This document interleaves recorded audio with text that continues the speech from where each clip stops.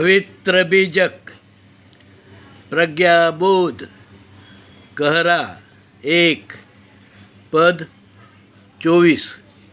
कहरा 1 पद 24 इस प्रकार है। जो कुछ खेड़ किए हु सो किए हु, बहुरी खेड़ कस होई हो। शब्द अर्थ अब हम शब्द अर्थ जानेंगे।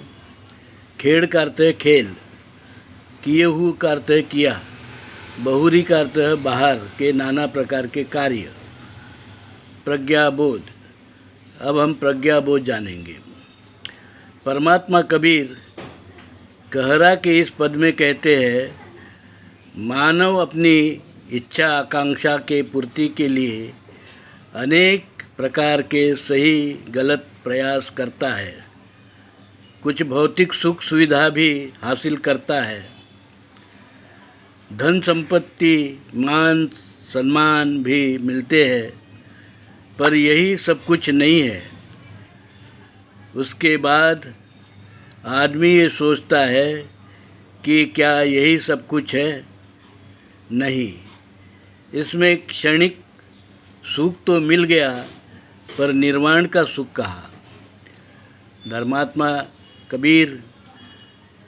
कबीर निर्वाण का सुख कहाँ मिलेगा, यह अपने पवित्र वाणी बीजक में बताते हैं। धर्मात्मा कबीर पवित्र वाणी बीजक में कहते हैं कि मूल भारतीय हिंदू धर्म और विदेशी यूरेशियन वैदिक ब्राह्मण धर्म दो अलग अलग धर्म हैं। मूल भारतीय हिंदू धर्म सिंधु हिंदू संस्कृति से चला आ रहा धर्म है, जो शील सदाचार पर आधारित है, समता भाईचारा पर आधारित है। पर विदेशी यूरेशियन वैदिक ब्राह्मण धर्म वर्ण और जातिवादी है, छुआछूत और भेदभाववादी है, अस्पृश्यतावादी है और शोषणवादी है। तो जो लोग शोषणवादी, विषमतावादी, जातिवादी, वर्णवादी धर्म का पालन करेंगे, ये तो धर्म नहीं है, ये तो विकृति है, अधर्म है। तो विकृति और अधर्म को मानने वाले लोग कैसे निर्वाण का सुख प्राप्त कर सकते हैं? यही बात कबीर साहब कहते हैं कि निर्वाण का सुख प्राप्त करना है, सच्चा सुख प्राप्त करना है, तो आपको शील सदाचार का रास्ता ही चुनना होगा, और वही मूल भारतीय हिंदू धर्म का रास्ता है, भाईचारा का रास्ता है, शील सदाचार का रास्ता है।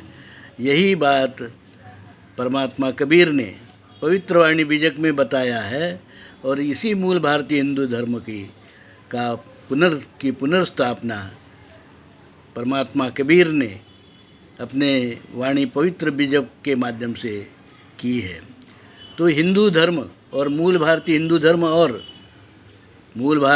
धर्म और विदेशी यूरेशियन वैदिक ब्राह्मण धर्म दो अलग अलग धर्म हैं, यह समझिए। तो निर्वाण का मार्ग भी अलग अलग है, ये भी आपको समझना होगा। साधु साधु साधु।